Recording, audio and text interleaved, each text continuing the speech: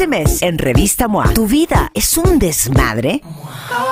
Dale reset y empieza de cero. En portada, Alejandra Guzmán nos cuenta cómo le hace para, a pesar de todo, siempre caer parada y más fuerte. Te amo, pero es que te odio. Pero te amo, pero es que te odio. ¿No será que estás atorado en una relación tóxica? Porque sí hay remedio. MOA Febrero, más de 120 páginas de reseteo, ideas, fuerza e inspiración. Una revista de Marta de Baile. Cuentavientes, sugiero que en este momento todos se tomen de las manos, tómense de sus escritorios o de cualquier objeto estable que tengan cerca, porque va a ser muy fuerte. Punzocortante. No, un objeto punzocortante no, porque va a ser muy fuerte el tema. Sí. ¿Alguna vez han visitado el Museo de la Tortura? Sí. ¿O alguna exposición sobre tortura? ¿O han leído algún documento sobre tortura? O sea, créanme que lo del tehuacanazo son chistes a los instrumentos de tortura que han existido en la historia del ser humano. Y justamente para hablar de esos instrumentos, nada más oigan los nombres: el toro de Falaris, el potro, la pera de la angustia, la rueda, la cuna de Judas, la garrucha. No, o sea, los nombres son esperpénticos. No, imagínate. Pero el día de hoy tenemos a un nuevo especialista que se llama Alejandro Rosado. Alejandro Rosado, aparte de tener una licenciatura y un posgrado en el área de ciencias de la Universidad Autónoma de Baja California, ha impartido cursos de arte, principalmente de arte moderno, en varias escuelas, en varios museos, incluyendo en el Museo de la Tortura. Y es un hombre que sabe muchísimo sobre el tema de tortura. Bienvenido, Alejandro. Hola, buenas tardes. ¿Cómo estás? No estés serio, porque de por sí el tema es escabroso y luego tú, hola, ¿cómo estás? Sí. No, da más miedo. Tú en light, tú un Alejandro light. A ver, Ok. ¿qué es tortura para empezar? Pues mira, Marta, realmente la tortura es algo que la definición ha ido cambiando a través del tiempo. Sí. Pero prácticamente se puede considerar como aquella suma de tormentos, de aflicciones físicas o mentales, y o mentales en este caso, que se le aplican a una persona grande para coaccionarla, o sea, para poder lograr algo, y ya sea información, ya sea alguna aprobación, ya sea para venganza o ya sea para intimidar a otras personas y poder conseguir un fin. Ok, fíjense bien, la definición legal de las Naciones Unidas es todo acto por el cual se inflija intencionadamente a una persona dolores o sufrimientos graves, ya sean físicos o mentales, con el fin de obtener de ella o de un tercero información o una confesión, de castigarla por un acto que haya cometido o se sospeche haya cometido, o de intimidar o coaccionar a esa persona o a otras, o por cualquier razón basada en cualquier tipo de discriminación, cuando dichos dolores o sufrimientos sean infligidos por un funcionario público u otra persona en el ejercicio de funciones públicas, a instigación suya o con su consentimiento o aquiescencia. No se considerarán torturas los dolores o sufrimientos que sean consecuencia únicamente de sanciones legítimas o que sean inherentes o incidentales a estas. O sea, si yo me porté pésimo en el Cerezo y me llevaron a solitary confinement y estoy encerrada sola y me estoy volviendo loca, esto no es tortura. Claro. Sí, efectivamente, va a depender en este caso de la legislación que cada país tome. En el caso de las Naciones Unidas, y prácticamente se va replicando esta declaración en diferentes instancias internacionales, vemos una cosa muy curiosa, que siempre resulta que la autoridad es la encargada de castigar. Entonces siempre dice que se va a imponer un castigo físico, pero la autoridad pública. O sea, realmente es una opción que ya se debe de ir desechando, se debe de ir modificando en la actualidad, porque no se considera que algún particular lo pueda hacer. O sea, sabemos, por ejemplo, aquí en México, que en el caso, por ejemplo, de los narcotraficantes es algo muy usual. O sea, obviamente no es una autoridad pública, no es un gobierno, y sí se está infligiendo un daño, sí se está llevando a cabo una tortura. Claro, ahora, regresando del corte, Alejandro les va a explicar cuáles son los tipos de tortura que hay. Porque si a Rebeca, Alejandro, la dejaron por una mujer más joven, más bella, y yo todos los días le susurro en el oído, te dejaron por una vieja más joven y más buena. Eso es torturarme psicológicamente. Eso es torturarla psicológicamente, ¿no? Sí, claro. Es correcto. Totalmente. Regresando a los tipos de tortura en Bruja. W Radio, no se vayan. Ya volvemos. Marta de Baile, temporada 11. W Radio. Estamos de regreso en W Radio hablando con Alejandro Rosado sobre la tortura. Ya explicamos lo que es la tortura, que es básicamente inflijar, ¿cómo se dice? Infligir intencionalmente a una persona dolor o sufrimiento grave para obtener algo de esa persona. Ajá. Efectivamente. Entonces, ¿cuántos tipos de tortura hay, Alejandro? Pues mira, principalmente se dividen en dos grandes grupos. Sí. Lo que es la tortura física y lo que es la tortura psicológica. Ok. Con el tiempo se han ido incluyendo algunas áreas, pero prácticamente todas áreas caen en estos dos grandes grupos. Ok. Entonces, en el caso de la violencia y de la tortura física, pues es aquella en el cual el individuo sufre porque le hacen algo a su cuerpo. O sea, pueden ser, por ejemplo, desde los golpes, como comentabas hace rato, del famoso tehuacanazo. Los toques. Sí. Como actualmente son muy usuales la cuestión eléctrica. Y por el otro lado, en la parte psicológica, pues realmente lo que se hace más que nada es infundir miedo. Infundir miedo, que pueden ser amenazas veladas, pueden ser amenazas reales, casi siempre es tomando en consideración algún miembro de la familia o alguien cercano a la persona. Sí. Pero siempre en cualquiera de los dos casos se va a incluir una parte psicológica en la cual se va a tratar de destruir la autoestima de la persona y su seguridad. O sea, cuando la persona se ve y se siente sola y alejada, entonces en ese momento es cuando se puede empezar a accionar para sacarle la información que se quiere. Entonces, Claro. para torturar bien a Rebeca le tendría que decir, tu novio te dejó por una mujer más joven. Esa es la primera parte. La segunda sería, y nunca vas a encontrar el amor otra vez. Claro. ¿No? Sería más fuerte. Y a mí ya más me fuerte. destruiste la autoestima Claro, cañona. Y claro. luego ahí, pero ¿cuál es tu fin? ¿Tú qué quieres que yo te diga? Destruirte. Así nomás porque Destruirte. sí. Claro. ¿No? Ahora, yo asocio a Alejandro, y creo que todos los que estamos oyendo a Alejandro hablar, la tortura con el medievo. Pero nos vamos mucho más atrás, ¿no?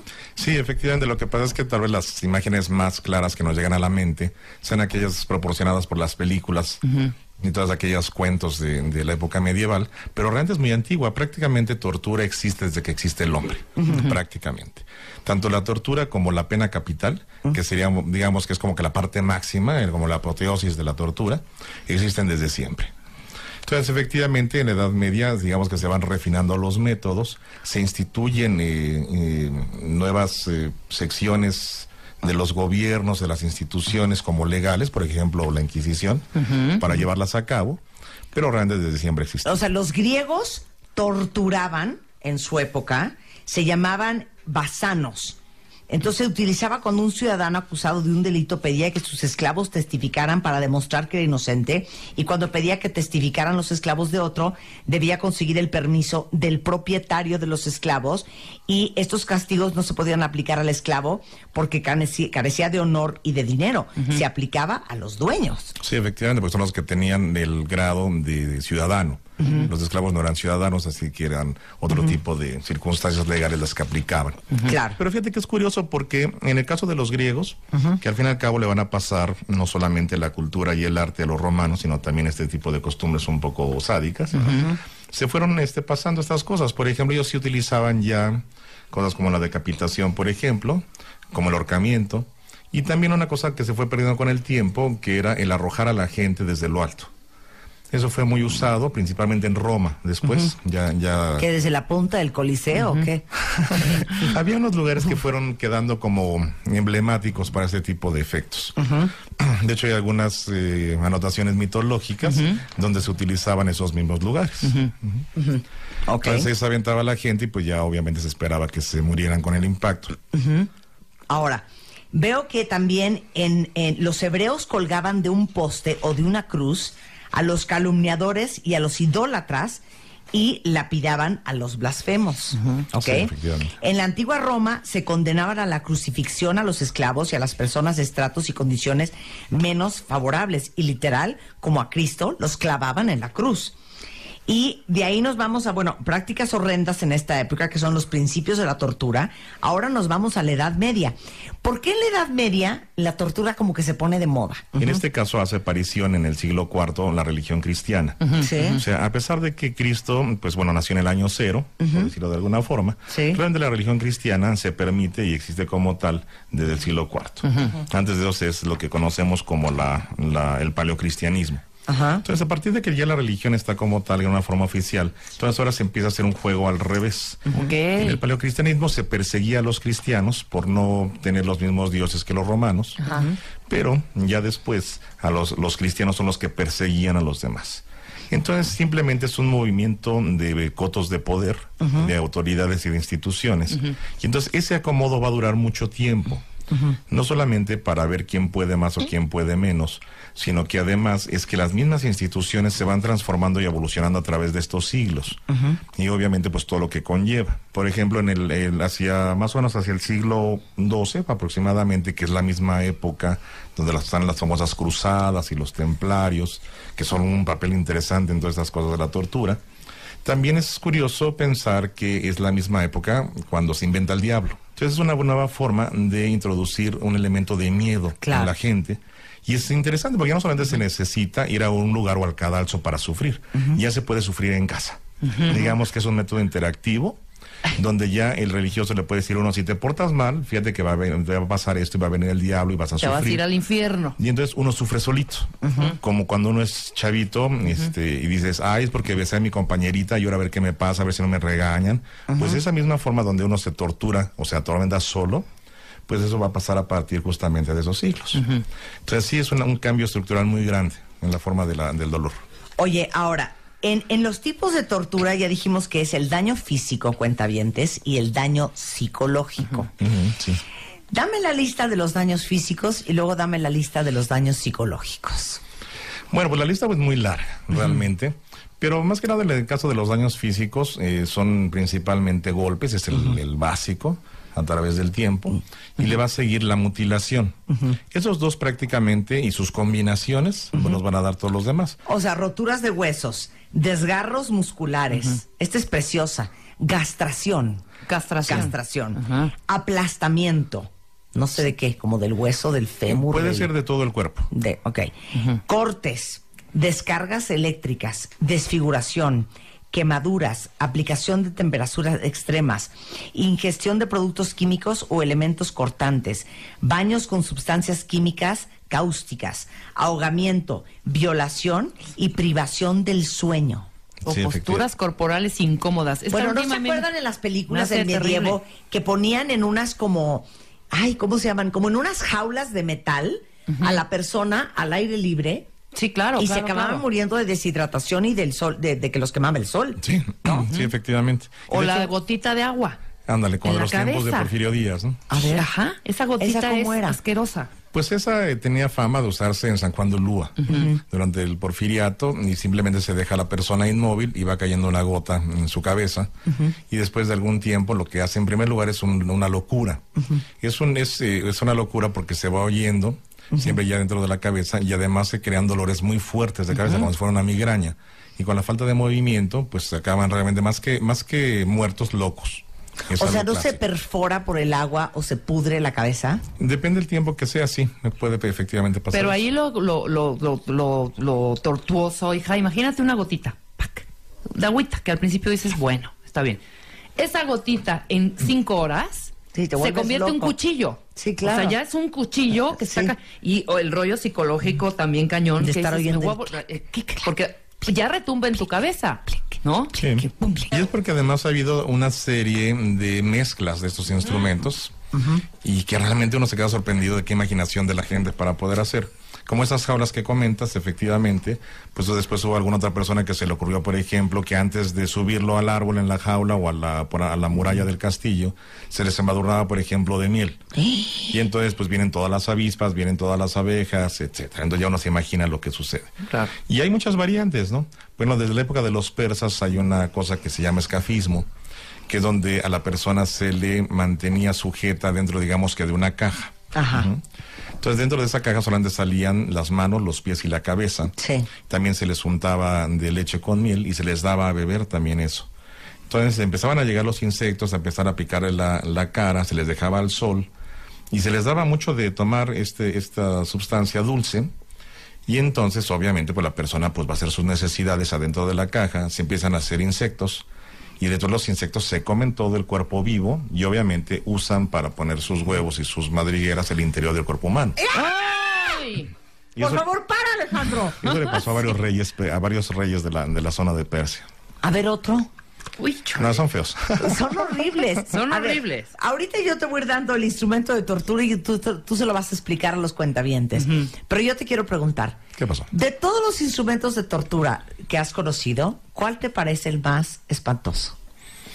Ay, pues fíjate que no sé, yo creo que posiblemente este que acabamos de decir y alguna otra mezcla de instrumentos como las rejas y donde también se hacen justamente colocar animales como ratas para que se introduzcan al cuerpo. O sea, ¿cómo no? Espérame, ¿cómo? ¿Cómo? Explica.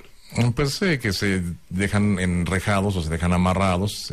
Hay un método que se utilizó también mucho tiempo donde era algo parecido a un excusado. Ajá. Y entonces hacía que hubiera ratas en el interior y entonces la forma de escapar va a ser metiéndose al cuerpo, obviamente por los orificios naturales del cuerpo. O sea, por el recto o la Por ahí vagina. donde te conté. Y ahí se te metían las ratas. Efectivamente. Qué No, bonito. bueno. Qué Pues bonito. qué imaginación realmente, ¿no? ¡Qué imaginación!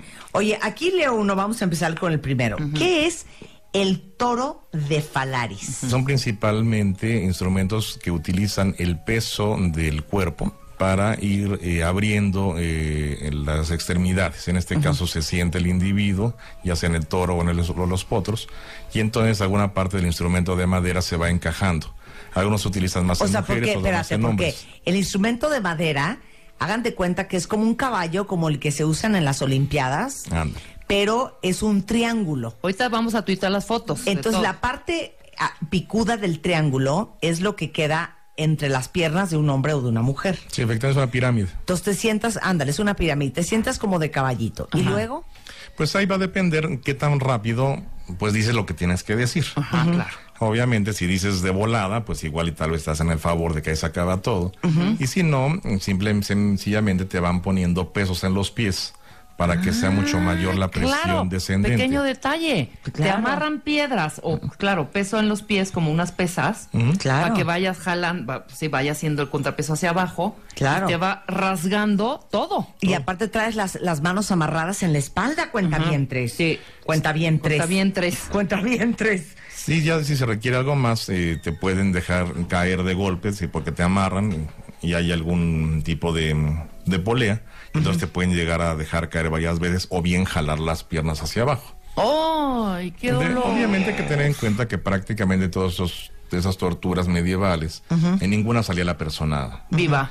Pues pone tal vez que saliera viva, pero ya realmente eran deseando la muerte. Claro. Porque en la mayoría de los casos la gente ya prácticamente no puede hacer nada de su vida.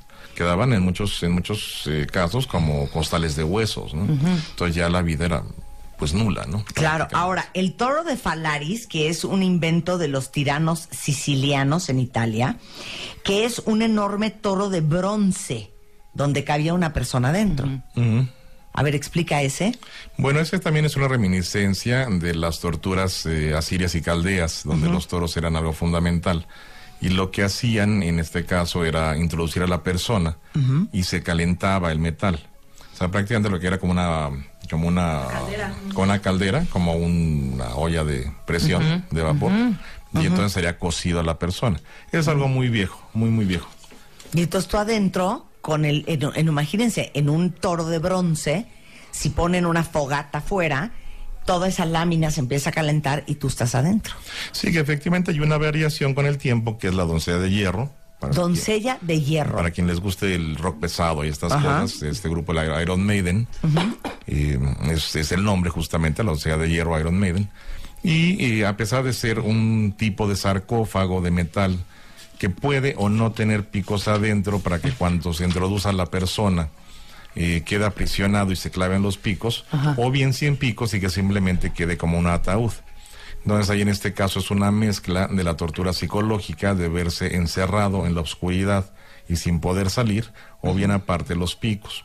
En ocasiones había algunas personas que se les ocurrió que era buena idea hacer algo parecido a este toro que comentas, y entonces aparte calentaban este sarcófago a la doncella de hierro, y entonces pues era doble o triple el dolor. Sí, la tortura, hombre. Pero ¿cómo aparte no? lo bonito es que fíjense bien, todas las púas que tenía esta dama de hierro, la doncella de hierro, estaban colocados estratégicamente para que mantuvieran a la víctima con vida, pero se fuera desangrando poco a poco.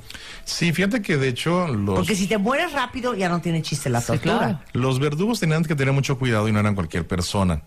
Normalmente los verdugos tenían la consigna de que la persona sufriera al máximo, pero no debería de fallecer. O sea, cuidado que se te fuera a morir si todavía no decía lo que tenía que decir o firmar lo que tenía que firmar. O sea, clases de verdugo 1.1, no se te puede morir, hijo. Efectivamente, porque si no, pues... Eres un imbécil. Pues sí, porque ¿para qué quisiste, no? Claro. Hacerlo. Ok, entonces... Entonces es fundamental y es interesante porque justamente son dentro de los ámbitos del cristianismo donde se crea un manual. De hecho hay varios, pero hay un manual famoso que es el martillo de las brujas, que así se le conoce, el Maleus Maleficarum. Sí, hablamos Sí. con Elisa Quejeiro de Ajá, ese ¿cómo no? libro. Y de hecho los autores son dominicos, son unos monjes, no crean que son ninguna persona así muy ajena a las cuestiones religiosas y del cuerpo y de la mente. Son religiosos los que lo hacen y es muy claro el libro donde dice perfectamente qué es lo que se tiene que hacer. Si se requiere sacar tal tipo de información, hay que darle 3 vueltas a la rueda o 3 vueltas al tornillo, hay que romper un dedo, 2 dedos, X. Entonces es muy interesante porque va a ser de las primeras veces donde se institucionaliza un procedimiento y un método que va a buscar algo muy particular y muy específico que esté buscando la autoridad.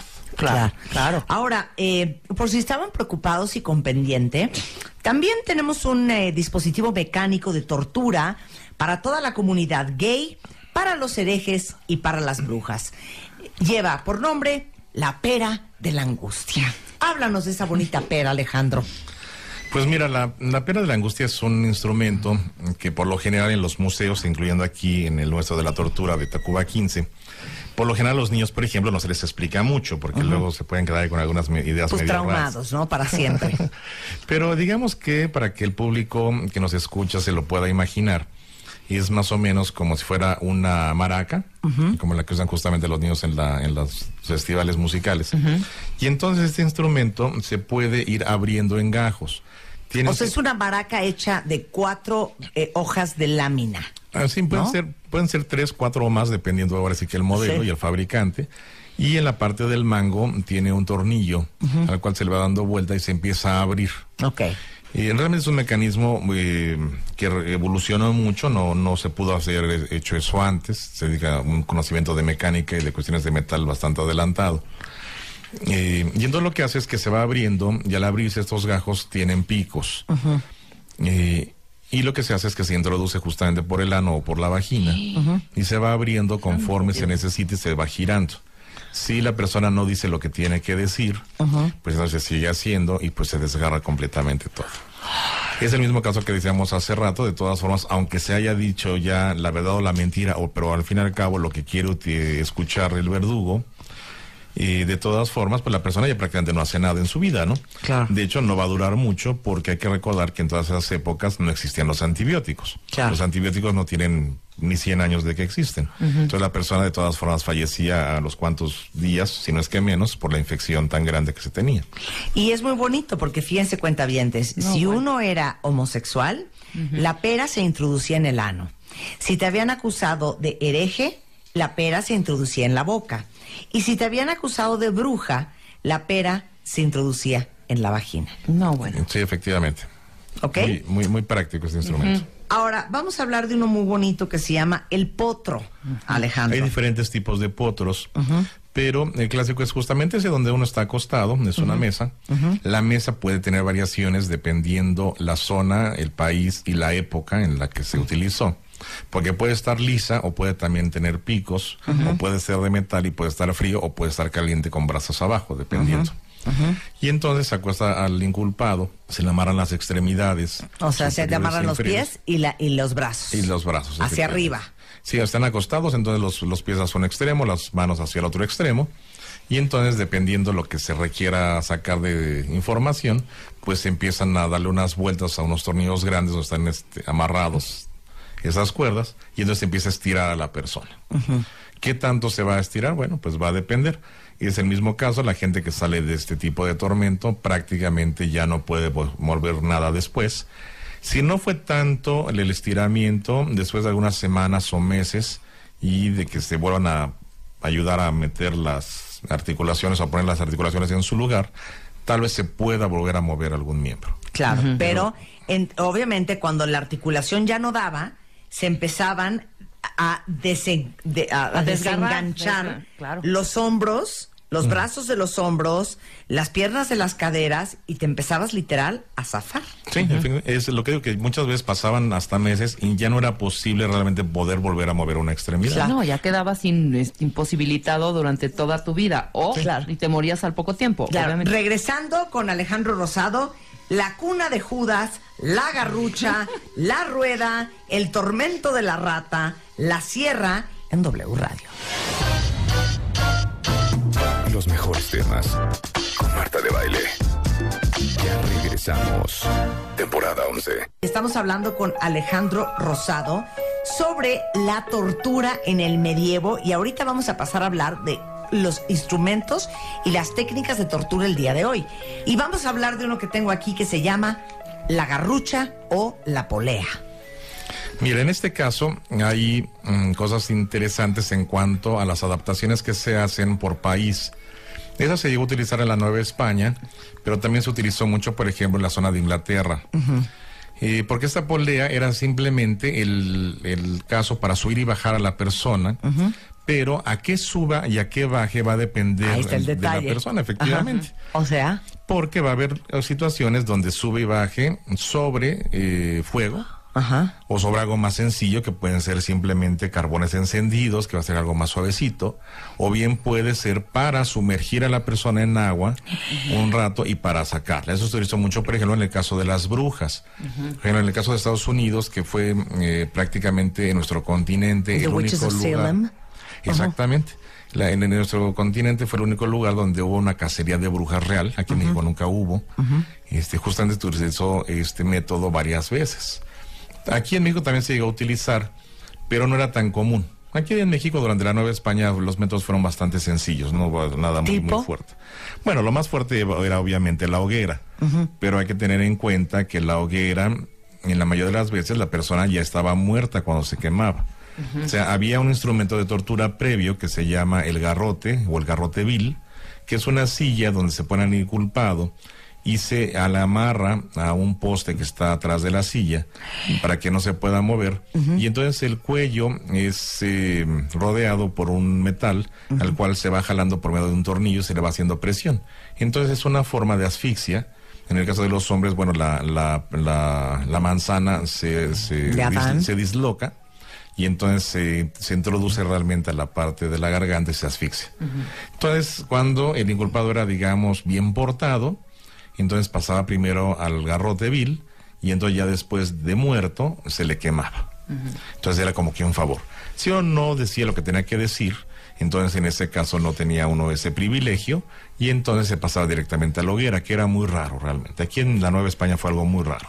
Sí, pero en Salem, en Estados Unidos, sí que se las volaron, en Inglaterra. Sí. Oye, hablemos de la sierra. Fíjate que la sierra, hay dos instrumentos curiosos, la sierra y las ruedas, porque hay varias ruedas. Muchas personas, y más que nada la gente grande que nos escucha, tal vez la identifique, porque tal vez tenga por ahí guardadas, o las abuelitas que luego ponen algunas imágenes, no sé, atrás de las puertas o en el refrigerador de algunos santos. Hay varios santos que aparecen con una sierra o aparecen con una rueda. Y esos santos que aparecen en las imágenes significa que fueron mártires. Fueron mártires de la iglesia, principalmente durante el periodo del antiguo cristianismo. Y entonces estos instrumentos son instrumentos de tortura, a través de los cuales ellos murieron, fueron torturados y murieron. Entonces la iconografía los acostumbra a retratar o dibujar de una forma donde estén ellos y esos elementos, justamente para que puedan ser reconocidos, son sus atributos. Entonces hay varios santos que murieron en la rueda, que la rueda igual hay unas muy sencillas, chicas donde se amarra a la persona en la parte exterior de la rueda y puede ir girando como si fuera cabrito, arriba de una... al horno. Al horno. Como pollo rostizado. Efectivamente. O también puede ser el caso donde eran muy grandes estas ruedas y se amarraba a la persona, igual en la parte exterior, y entonces la rueda se dejaba girar, se echaba a volar, digamos, en el campo, para que fuera cayendo, y entonces conforme va cayendo, y más si hay piedras o riscos, la persona se va desmembrando y se va rompiendo. Ay, No, Dios eso está mío, terrible, te ¿eh? pasaste ahora sí, Alejandro. Sí, eso No, está hijo, es terrible. viernes, aguanta. O sea, como una bola de nieve o una Sí, pelota, sí, sí. órale, ahí va. Efectivamente. Sí. ¿No? Efectivamente. Tucu, tucu, tucu, pa, pa, pa. Y también se le pueden agregar los otros aditamentos que uno quiera, ¿no? Que haya picos o que X, ¿no? Ya va a depender de la imaginación del verdugo. Oye, ¿y el tormento de la rata ese cuál es? El de la rata, ese es muy parecido al que comentábamos, donde se tiene a la persona inmovilizada y se le pone una jaula, ya sea en el vientre, para que la rata, al ver que es una zona débil, una zona suave, pueda tratar de escaparse a través de esa zona suave. Entonces hace un hoyo y desgarra el abdomen, y ya sea que se escape o bien que haga su madriguera o quiera hacer su madriguera adentro. Puede ser esa, o bien puede ser la que comentábamos, donde se sienta la persona, y donde se sienta va a ser un recipiente donde vengan animales de este tipo y traten de salir por medio del recto. Está bien. No, pero me encanta, Ok. Alejandro, Sí, cómo bueno. todo lo platica. ¿Sabes? Estamos Sí, hablando como de si tortura. estuvieras hablando tú de medicina curativa. Exactamente. Ya, Alejandro, neta, Sí, se aliviánate. toma usted unas pastillitas y queda Sí, completamente claro. curado, Claro, ¿verdad? Muy con bien. todo el cuerpo desmembrado, y usted Exactamente. morirá por Claro, ausencia de del todos antibiótico en un par de días. Claro que sí, cómo no. Ya, Alejandro. Venga. Oye, pues qué interesante, Alejandro. Que nos invite Muchísimas a su gracias. museo, Alejandro. A ver, ¿el museo está dónde? ¿El Museo de la Tortura aquí en la Ciudad de México? Miren, el Museo de la Tortura está en la calle de Tacuba, número 15.